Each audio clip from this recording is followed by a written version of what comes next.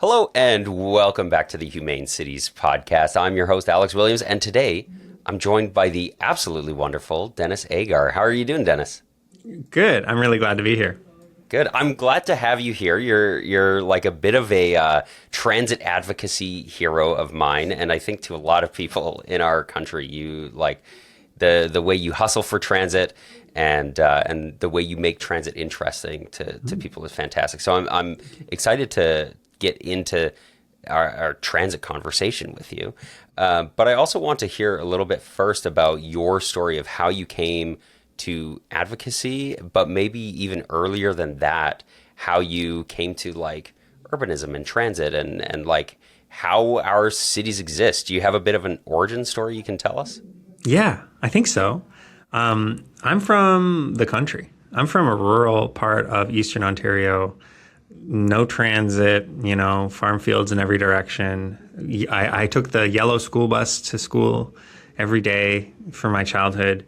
And didn't really understood what cities were or urbanism or urban planning. Like none of that was really on my radar. The first thing that was really on my radar was climate. I kind of grew up in that era when climate was starting to get really alarming, and it shaped, what I cared about as I was entering university. And then I went away to Guelph, Ontario to go to university. And that was my first time living in a real city and just kind of going like, oh, this is what they're talking about. Like I can kind of move around independently. I don't need a car. This thing that spews out pollution, I don't need to worry about that. I can just have this freedom and no guilt. I really got super interested in the challenge of tackling climate through urban planning. Like I was at the point, like I was studying something totally different. I was studying marketing, and I started like just pouring through official plans from different cities, like gobbling up any information I could about urbanism. I'm like, okay, this needs to be my career. And so kind of cut short that, and I switched to one of the only there are very few undergrad programs in urban planning. So I went to Toronto to TMU to do that, and I loved it. Every moment of it, I was thrilled, and living next to the middle, Yonge and Dundas, like it was thrilling. And from there went into the industry in TransLink. The transit agency in Metro Vancouver hired me as a student, and I kind of worked my way up, and I got to work on projects that would, adjust the bus network after a SkyTrain was opening, and introducing new rapid routes, like not quite bus rapid transit, but we launched the Rapid Bus program, which has 5 routes that are 20% faster than the ones they replaced, and working on things like bus lanes and signal priority and all that. And it was doing that I really started to think about activism. Because what I was seeing is projects failing because there was a little bit of opposition, or even just like the imagination, the idea of opposition could sometimes kibosh projects. And I had a bit of a political background. I volunteered in politics, and I could see this stuff through a political lens and see how power was exerting itself, like that the power of the kind of the homeowner, the property taxpayer, the kind of the people who control a lot of what happens in our cities in North America were the ones that were potentially opposing a bus lane or, removing parking, those kinds of things. And that we were missing in Vancouver a group that was amplifying the power of the transit rider. Their voices weren't really being heard in that big discussion. And I wasn't the only one that felt that way. We kind of found each other, a few of us, back in 2023, and movement came out of that. Amazing. I love this, Kay. There's a lot that I want to unpack. And so I'm going to go back to the beginning of your story, and then maybe I'll ask follow-up questions up to today, up to Movement YVR, and what you're doing there. But let's start with this, with the climate stuff. So you grew up at a time when that was a topic of conversation, when that was something that people were really starting to take notice of. And it's unfortunate that that's kind of fallen back a little bit, which is frustrating, which I think there's a conversation to be had about like why that is. But tell me what got you interested in the climate stuff initially. I guess I just was kind of a do-gooder. Like I had just been reading about it, and it just seemed like this big glaring thing that was unaddressed. And in my first week of university, I actually saw a documentary called "The End of Suburbia." Some of it hasn't really aged well. It was really fixated on peak oil, which was something I was really worried about. The idea that we would run out of oil, which that would actually have been kind of nice. No, it was mostly about climate change and about how the way we design cities in Canada makes that so much worse. And that's what really drew that link for me. It had a profound impression on me. It was like the first week of school. Yeah, I love that. I love that because everybody has like their own little way. Like some people come at it from a very like fiscally responsible perspective. Some people it's climate, like yourself. Some people they just like big machines like trains and buses and stuff, right?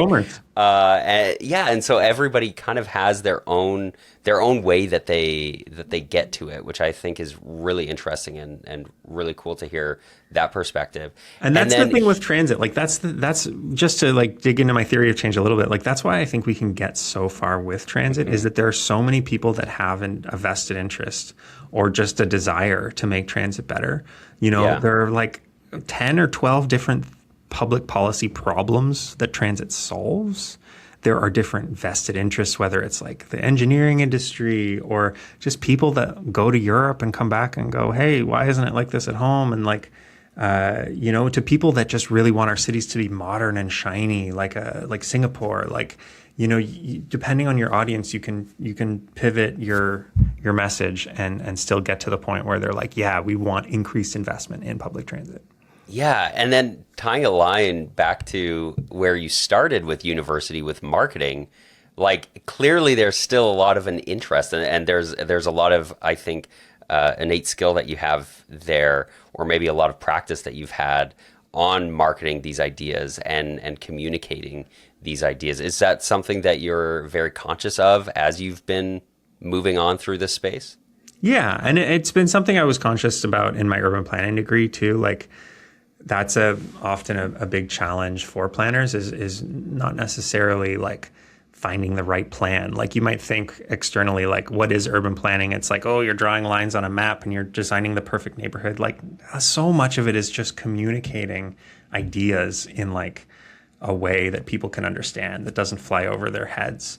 But yeah, I think that marketing degree was really a desire to influence people and to like persuade people and stuff. And that's what I'm doing right now.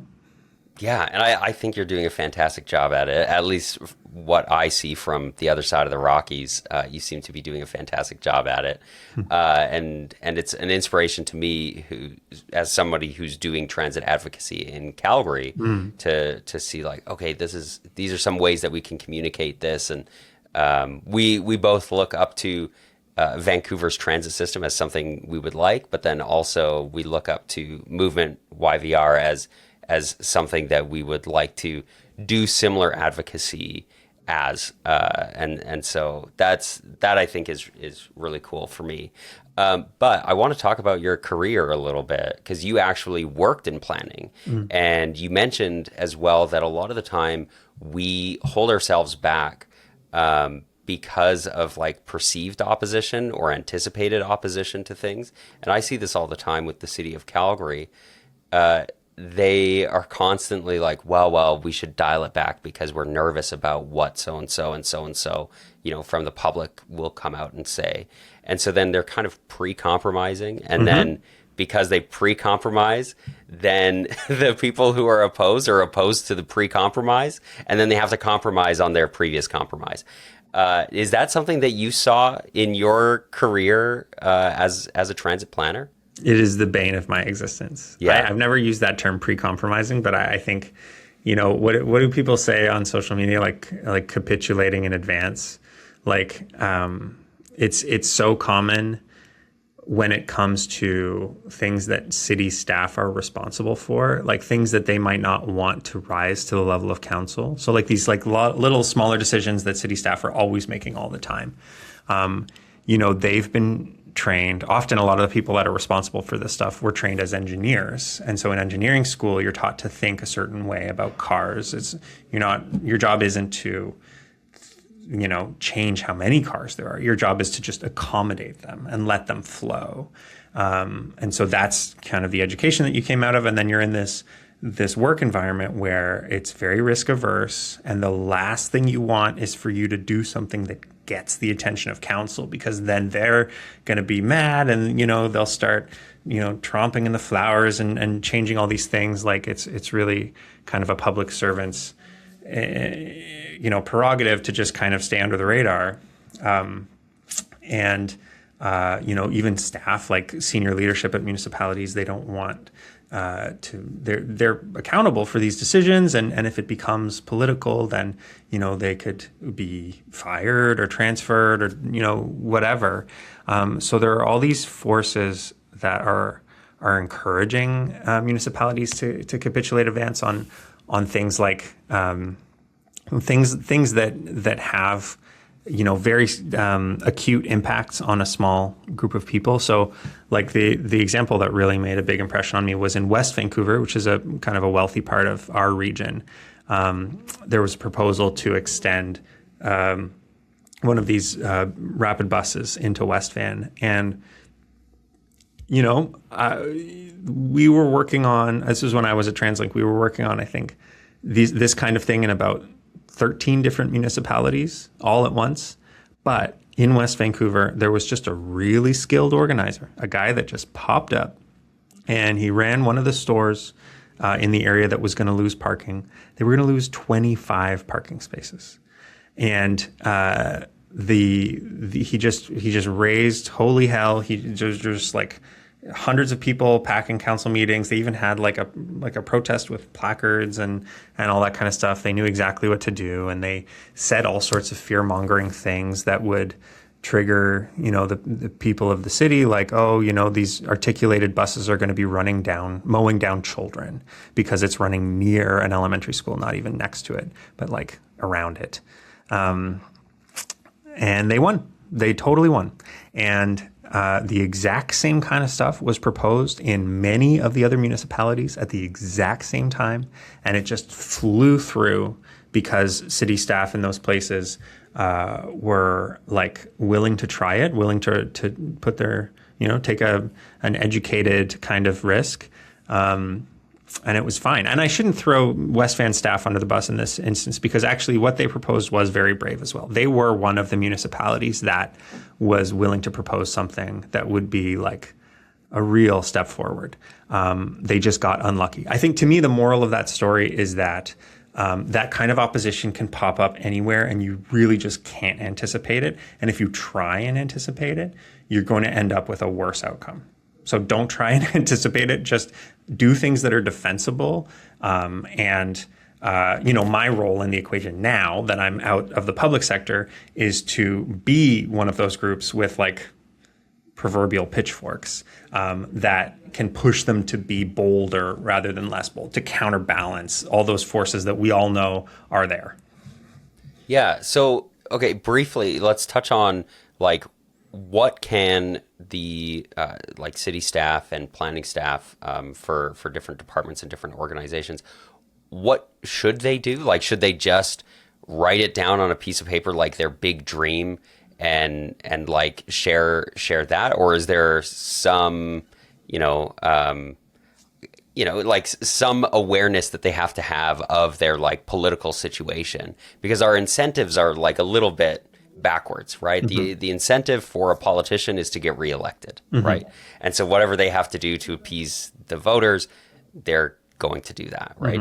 Mm-hmm. And the incentive for city employees is to keep their job, right? Yeah. Like they need to feed their family, right? So is there some sort of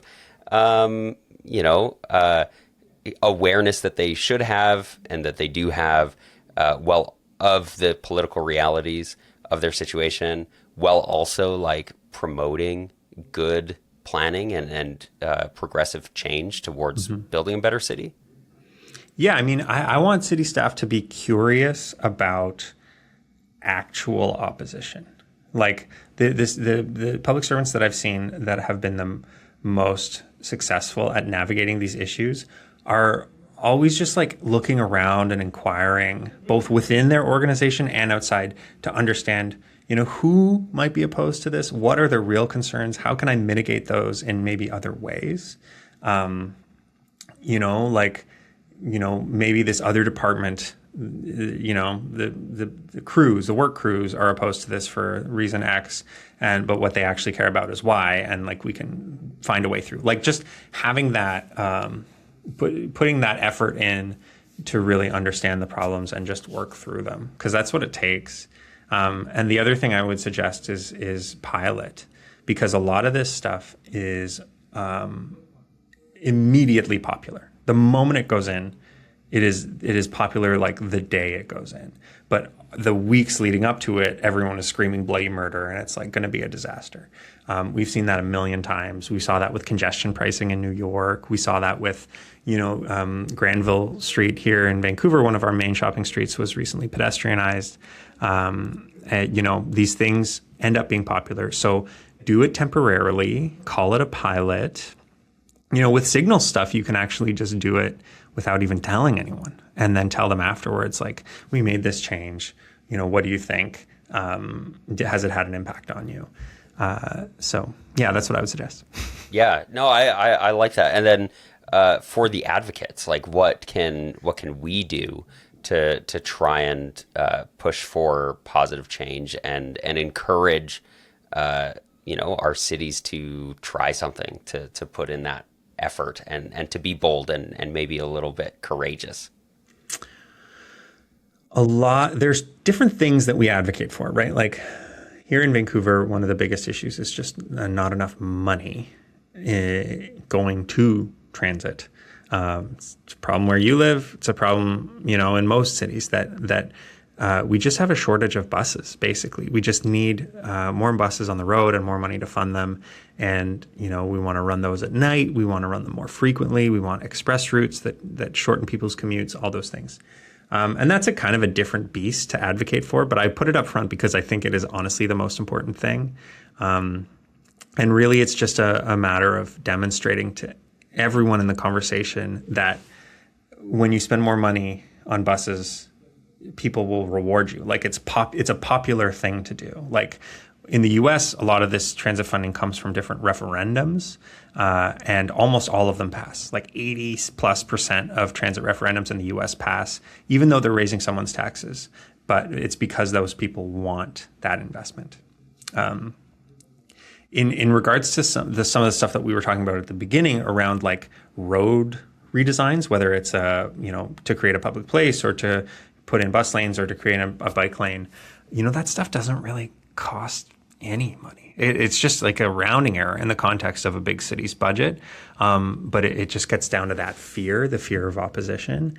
And in order to get those done, what I'd like activists to do is to connect with as many people in power as you can and find out like the things that they're really excited about, because what you'll find often is that there are those gems. There are a lot of people either in staff or electeds that really want to move stuff forward, and they've been trying to, or they're willing to participate in a campaign.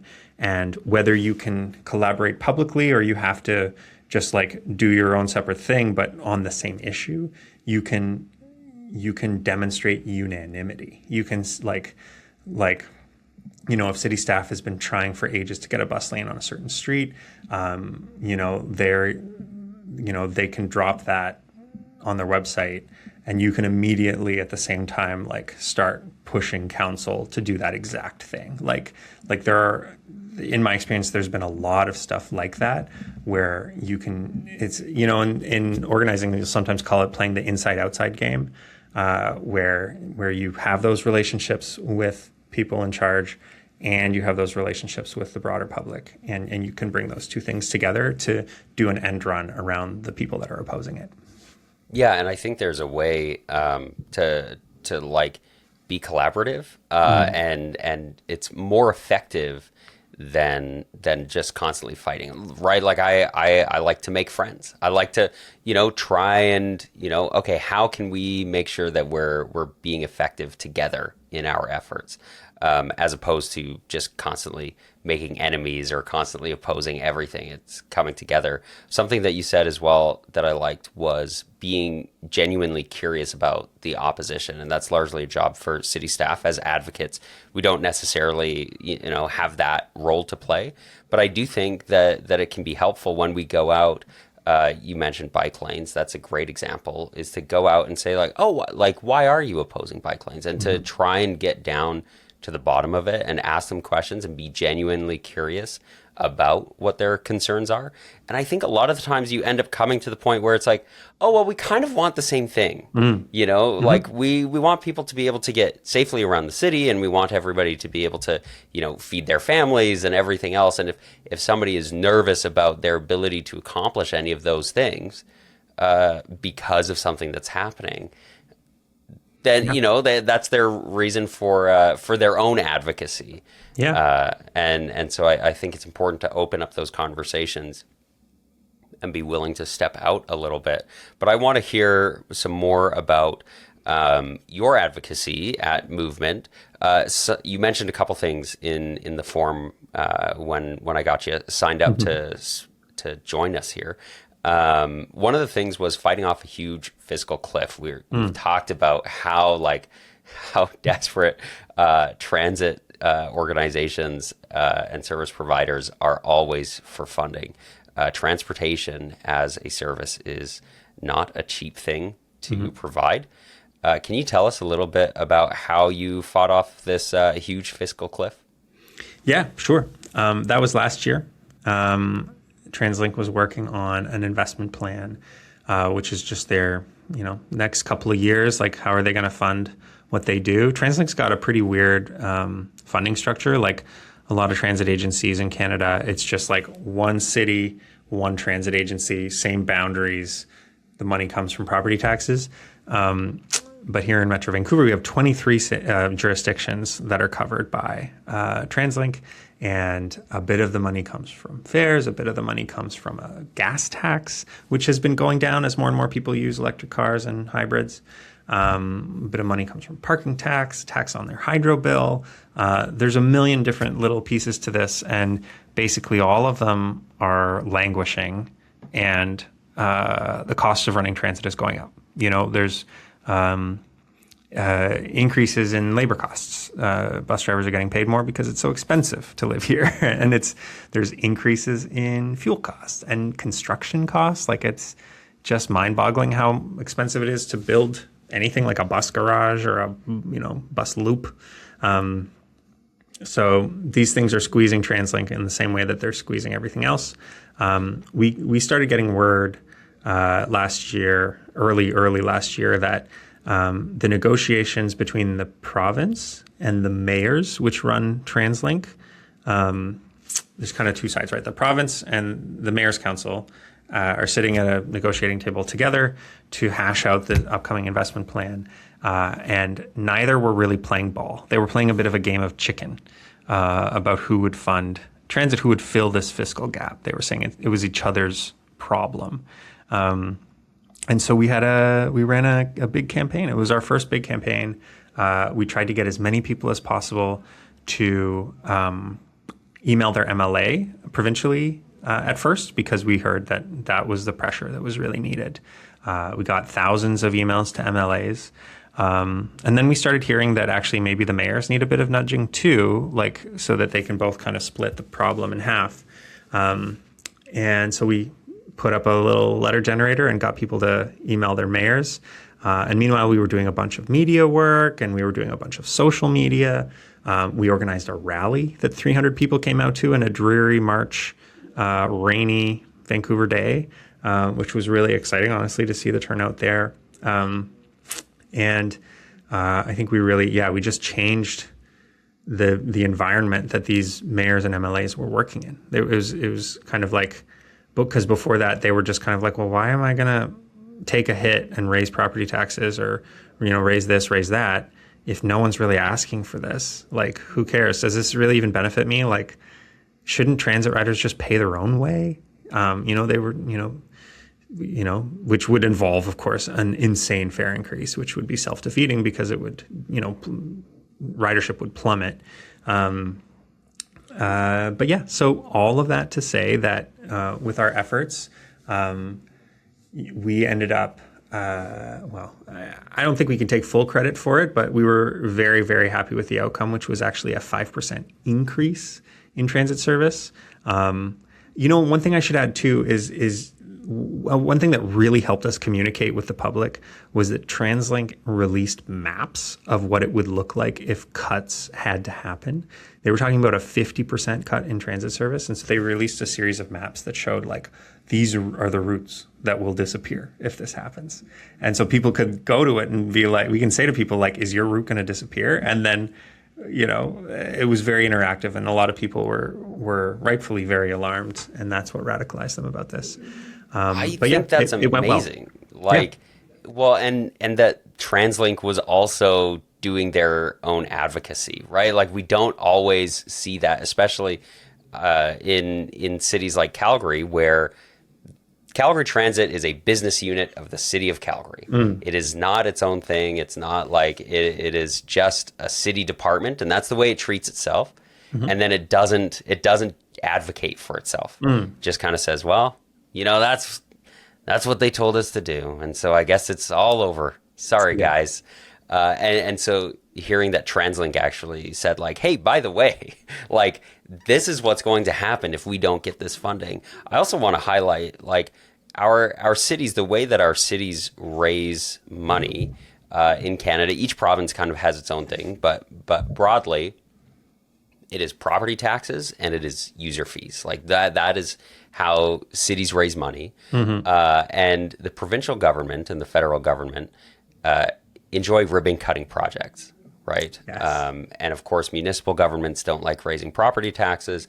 And if municipal governments had to fund all of the things that have been downloaded onto them, they would have to raise property taxes an insane amount. And we can talk about like what sorts of taxes are the best ways to raise money and, equity and equality and all those sorts of things. But like the bottom line is like things need to be funded.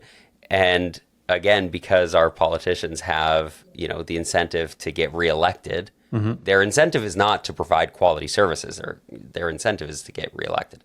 And so when you show up in this way that says like, hey, by the way, like this actually matters to your people, whether you're an MLA or whether you're a municipal politician, a city councilor, this stuff matters.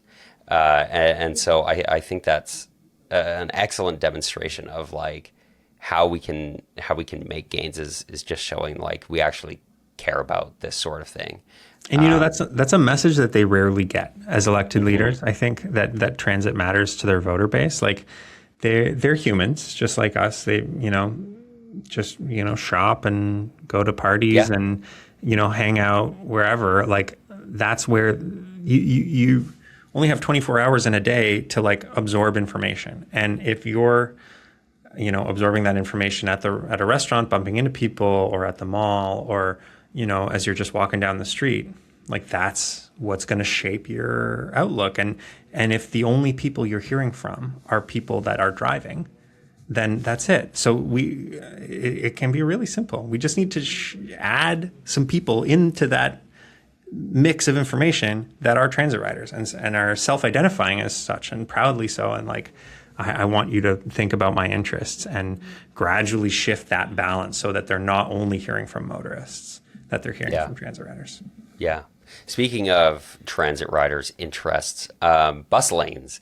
I like to call them public service lanes or public utility lanes. It highlights that these are used for emergency services as well. You could call them life-saving lanes. That's what I've been trying to make lanes, happen. Hero lanes. Yes. I've had a lot of conversations with people about bus lanes, and they say, well, why can't an ambulance use it? And I say, ambulances do. They do all the time. It's like a very critical thing. So I like to highlight that it's also for emergency services.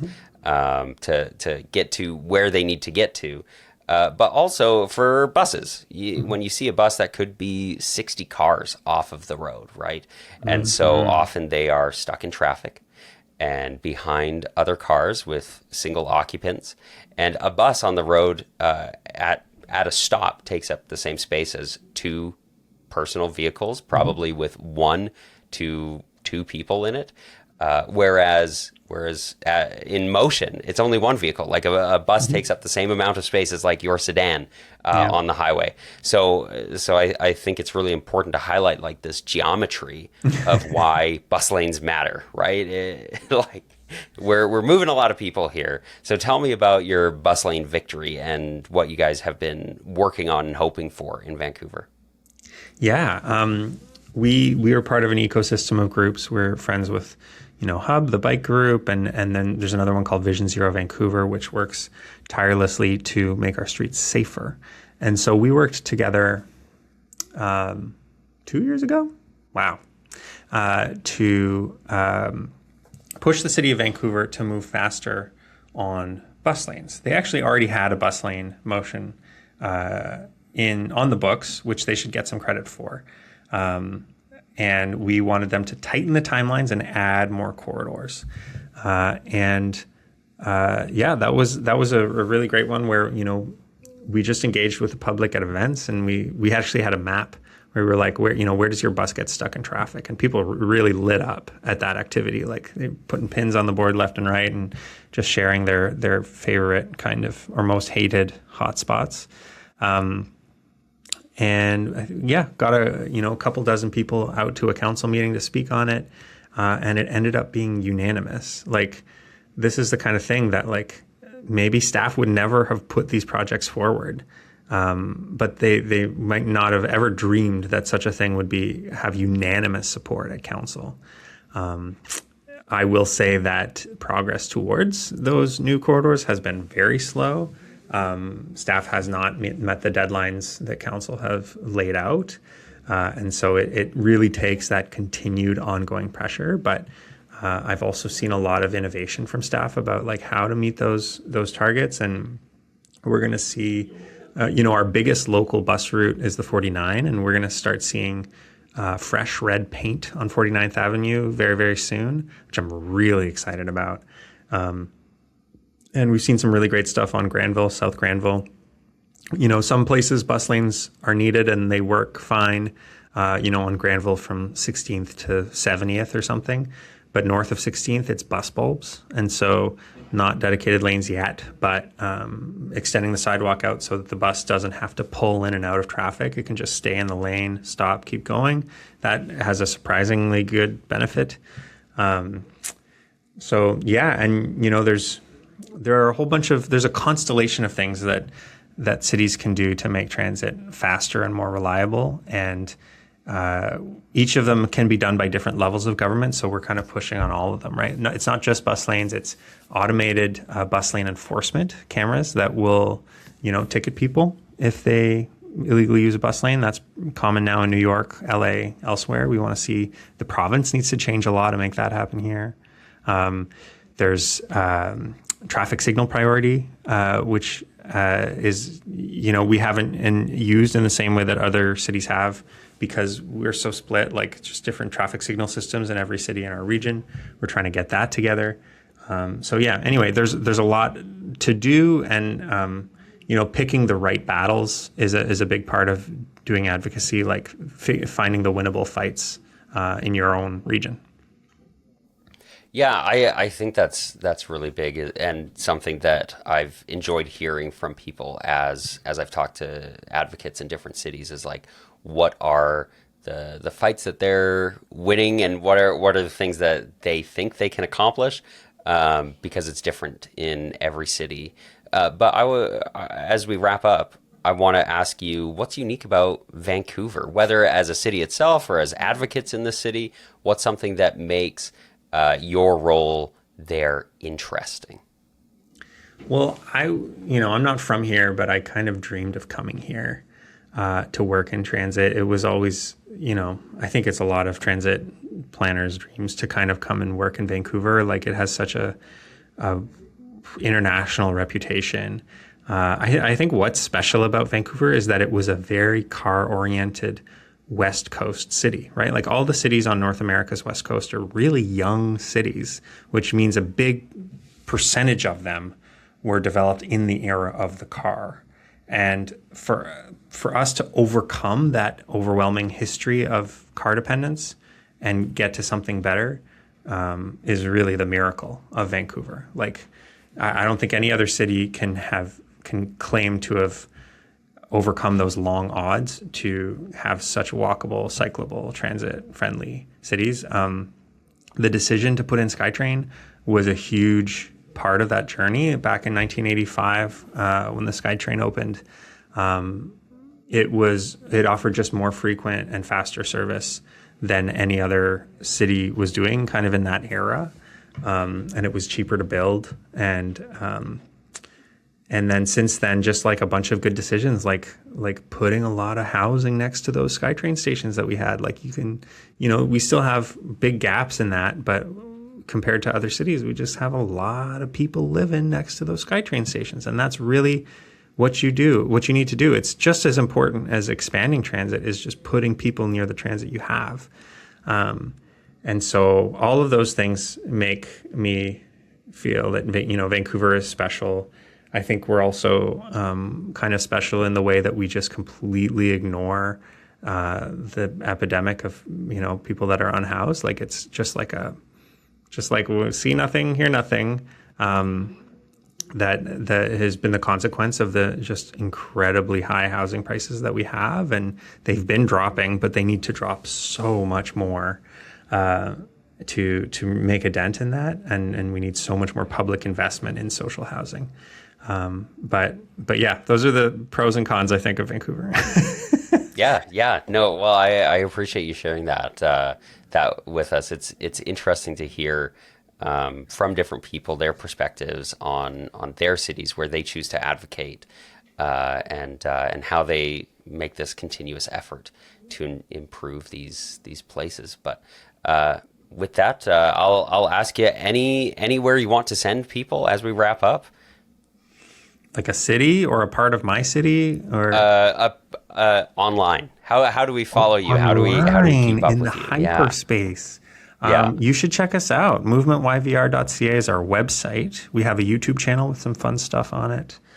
We have an Instagram channel that is always going to be engaging, so you should definitely subscribe to that if that's the social media you use. I use Blue Sky a lot, and you can find me either with through Movement YVR on Blue Sky or Denis Agar is my name. You can search that on Blue Sky, and I'm there. Yeah, that's it. Amazing. Awesome. Well, I'll have those links down in the show notes. Denis, thank you very much for joining me. It was a lot of fun.